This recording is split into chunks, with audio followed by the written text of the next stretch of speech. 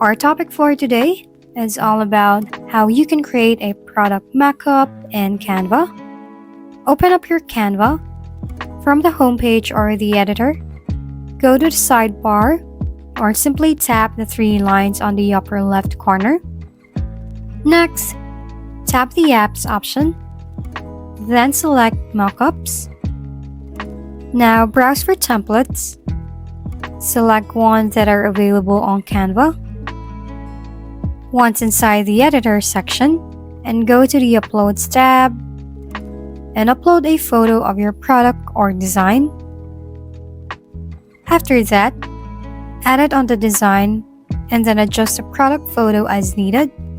Now, to further customize your mockup with Canva's advanced photo and mockup editing features, simply explore the tools here to maximize in creating your product mockup.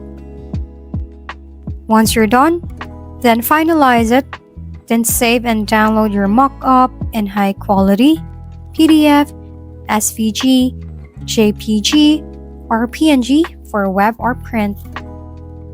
If you found this video helpful, please like and subscribe. If you have any questions, drop them below, and we'll see you on the next video.